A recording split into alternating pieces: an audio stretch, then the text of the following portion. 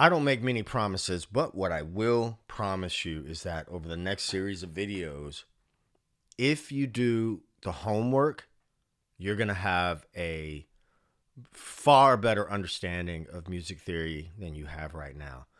We hear theory and we get overwhelmed or intimidated by it, and I'm going to demystify that for you.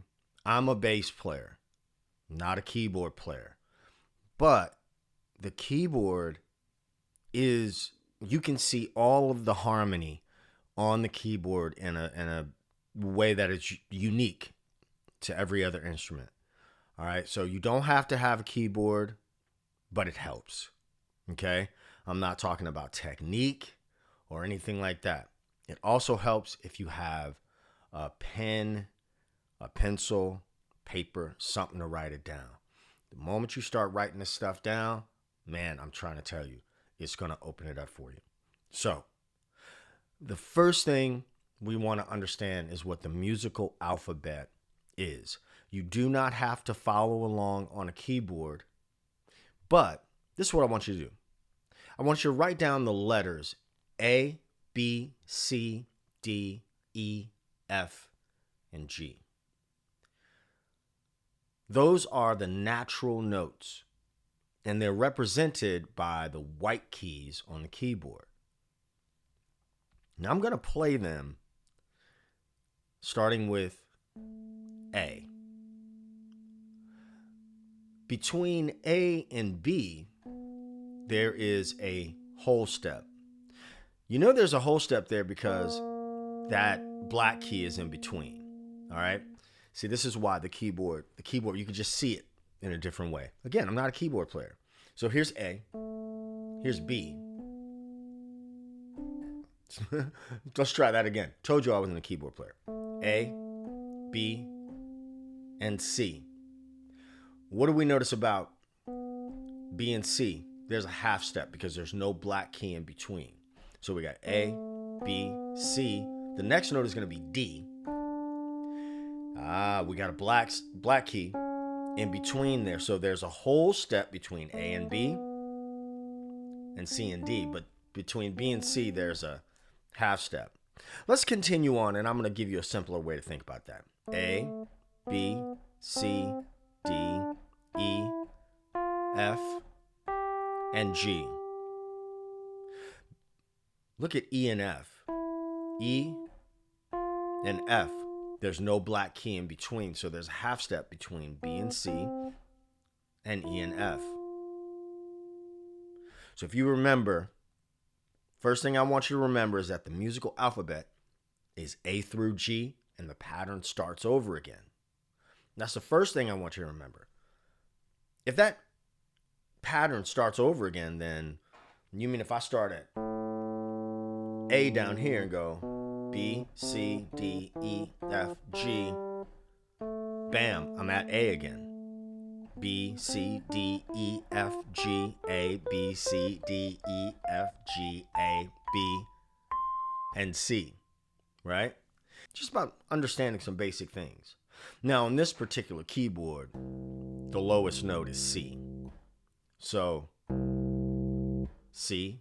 So, remember I said A through G is the musical alphabet, the natural notes. The second thing I want you to remember is that there is a half step between B and C and E and F, and that's going to be important to remember. There's a half step between B and C and E and F. Now, wherever I start, if I start on C, I get C, D, E, F, G, A, B, C, D, E, F, G, A, B, C, and so on. Don't write on the keyboard. Don't put sticky notes on the keyboard. Don't do that. That's a waste of time. If you're a guitar player or a bass player, it's a waste of time. It's a waste of time. Trust me. Just spend time and write it down or pluck it out on a keyboard. Just do the work, right? All right. So anywhere I start, that pattern is going to be the same. Let's say I start on G. G, A, B, C, D, E, F, G. go back to C. I'm just going to start on C.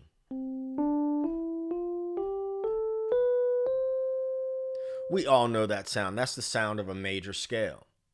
And we've heard that sound since we were infants, right? And many different things. And there's another thing. We want to connect. We want to make these connections, right, to things that we've heard. There's no, music can be mysterious, but there's no real mystery here. So check this out. If we follow the natural notes and we know that there's a whole step between C and D, there's a whole step between D and E, there's a half step between E and F, there's a whole step between F and G, a whole step between G and A, a whole step between A and B, and a half step between B and C. This is where we get that thing, whole, whole, half, whole, whole, whole, half. Listen, that's good to know, and you should know that, but you're not going to sit around thinking about that. But you know this sound.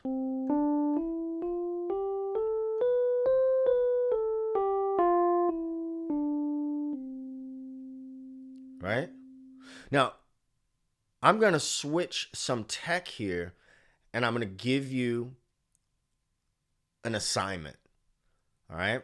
In this assignment, I promise you that if you follow this assignment, number one, your curiosity is going to get really sparked, and you're going to want to go even deeper. You're going to want to watch the rest of the videos in this series, and you're going to have a better understanding of music theory.